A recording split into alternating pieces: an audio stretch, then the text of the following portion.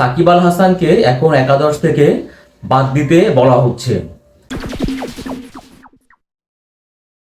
যে খেলোয়াড়টা বহির্বিশ্বের কাছে বাংলাদেশের ক্রিকেটকে একটা অন্য লেভেলে পৌঁছে দিয়েছেন এবং বহির্বিশ্বের মানুষ কিন্তু বাংলাদেশের ক্রিকেট মানে এখন সাকিব আল হাসানকে চেনেন, যিনি বাংলাদেশের অনেক ম্যাচ জয়ের নায়ক, বাংলাদেশ ক্রিকেট দলকে অনেক কিছু দিয়েছেন। সে সাকিবকে ভারতের বিপক্ষে একটা মাত্র টেস্ট দেখে, যে টেস্টে সে আসলে বল হাতে কোনো উইকেট পাননি এবং উইকেট না পাওয়ার কারণে তাকে দ্বিতীয় টেস্টে তাকে একাদশ থেকে বাদ দেওয়ার একটা প্রশ্ন অলরেডি তুলে ফেলেছেন বা উঠে গেছে।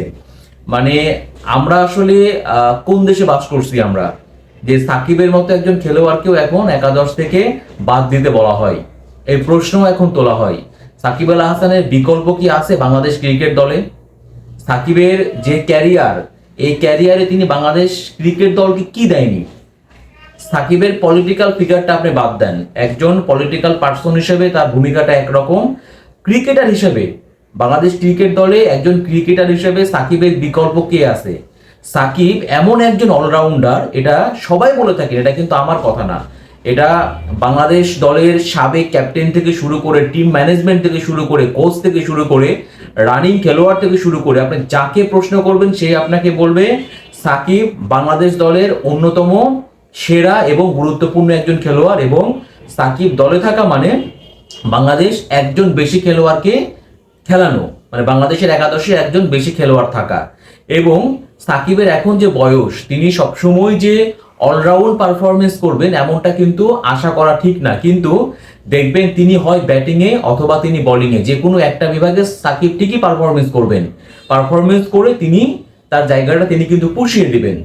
চেন্নাই টেস্টে ঠিক আছে, চেন্নাই টেস্টের দুইটা ইনিংসে সাকিব প্রথম ইনিংসে 8 ওভার বোলিং করেছেন, দ্বিতীয় ইনিংসে 13 ওভার বোলিং করেছেন, কোনো উইকেট পাননি, ওকে ফাইন, একটা টেস্ট তো এরকম যেতেই পারে। কিন্তু এর আগে বাংলাদেশ দল যে পাকিস্তানের বিপক্ষে রাওয়ালপিন্ডিতে টেস্ট খেললো, সেখানেও তো 2 টেস্ট মিলিয়ে সাকিব 5টা উইকেট নিয়েছেন এবং বাংলাদেশের ঐতিহাসিক জয় তার কিন্তু বড় একটা ভূমিকা ছিল।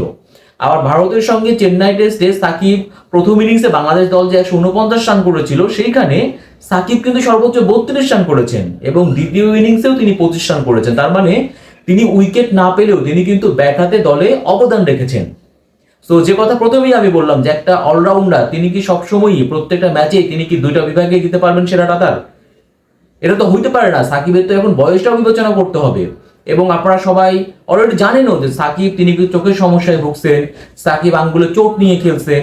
সো তার আঙ্গুলে চোট থাকলে পারে তিনি তো ঠিকমতো বলটা গ্রিপও করতে পারবে না, এবং তাহলে তিনি যে বল হাতে কার্যকরী ভূমিকা সেটা রাখবেনই বা কিভাবে? আর একটা কথা হচ্ছে যে সাকিবকে যে আপনারা বাদ দেওয়ার কথা বলছেন, সাকিবকে বাদ দিয়ে তার জায়গায় আপনারা কাকে খেলাবেন? আপনারা কি তাইজুলের কথা বিবেচনা করছেন? অবশ্যই আমিও চাই তাইজুলকে একাদশে খেলানো হোক, তাইজুলকে একাদশে রাখা হোক, কিন্তু সেইটা কখনোই সাকিব আল হাসানকে বাদ দিয়ে না। বাংলাদেশ ক্রিকেট এখনো ওই রকম পর্যায়ে পৌঁছায়নি যে সাকিবের মতো বিশ্বমানের একজন খেলোয়াড় দলে থাকা অবস্থায় তাকে বাদ দিয়ে একাদশ সাজাবে। এবং সাকিব এখনো অবশ্যই, যে দলে যে 11 জন খেলোয়াড় থাকে, 11 জন খেলোয়াড়ের মধ্যে যদি আপনি টপ 3 করতে বলেন, তার মধ্যে সাকিব অন্যতম একজন থাকবে। আপনারা তাইজুলকে খেলাবেন, কোনো সমস্যা নেই, তাইজুলকে খেলান, প্রয়োজনে একজন পেসারকে কম খেলান, তাহলেই তো হয়। সে জায়গায় তো তাইজুলকে নেওয়া যেতেই পারে, কিন্তু তাইজুল কি কখনো সাকিব আল হাসানের বিকল্প হতে পারেন? কখনোই বিকল্প হতে পারেন না। বাংলাদেশ ক্রিকেট দল এখনো ওই অবস্থায় যায়নি যে সাকিবকে বাদ দেওয়ার মতো সাহস দেখাবে।